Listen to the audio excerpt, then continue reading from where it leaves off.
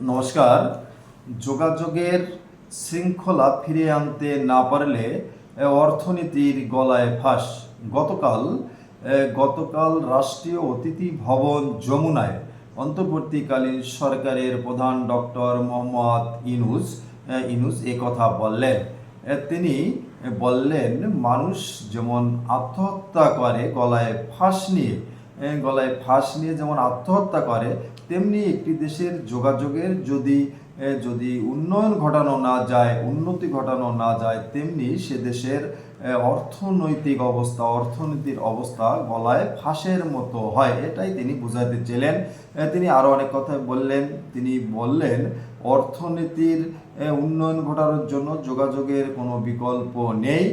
তাই যোগাযোগের শৃঙ্খলা আনতে হবে। আর যোগাযোগ শৃঙ্খলা আনতে হবে অবশ্যই, তবে নদীগুলোকে ক্ষতি না করে, নদীগুলোকে সুন্দর রেখে। আরও অনেক কথাই তিনি বলেছেন। আমরা সকলে জানি, একটি দেশের অর্থনৈতিক উন্নয়নের জন্য যোগাযোগের কোনো বিকল্প নেই। উন্নত যোগাযোগের প্রয়োজন এবং যোগাযোগ ব্যবস্থায় অবশ্যই শৃঙ্খলা থাকতে হবে, সুশৃঙ্খল থাকতে হবে।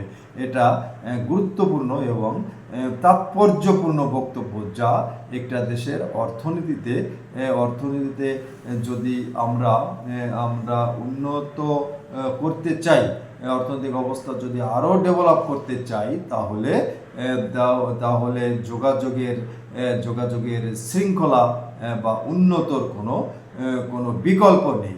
একদম সঠিক এবং সময়োপযোগী গুরুত্বপূর্ণ বক্তব্য। আপনারা সকলে জানেন, বাংলাদেশ 1971 সালে স্বাধীন হয়েছিল 9 মাস যুদ্ধ করে।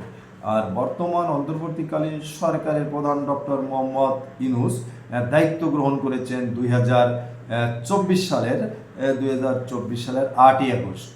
এক বছরের বেশি, সম্ভবত 15 মাস চলমান। এই 15 মাসে দেশের যোগাযোগের শৃঙ্খলা কতটুকু ফিরে আসছে, দেশের অর্থনৈতিক অবস্থা, রাজনৈতিক অবস্থা কতটুকু উন্নত হয়েছে। যেহেতু যোগাযোগের কথা এখানে বলা হয়েছে, সেহেতু আমি বলবো, ডক্টর মোহাম্মদ ইউনূস সরকারের সময় যোগাযোগের শৃঙ্খলা কতটুকু ফিরে এসেছে বা উন্নত হয়েছে, কতগুলো প্রজেক্ট নতুন হয়েছে যোগাযোগের জন্য, বা কতগুলো বন্ধ হয়েছে। আপনারা আপনাদের মতামত কমেন্ট বক্সে জানাবেন। আজকে এ পর্যন্তই। সকলে ভালো থাকবেন। নমস্কার।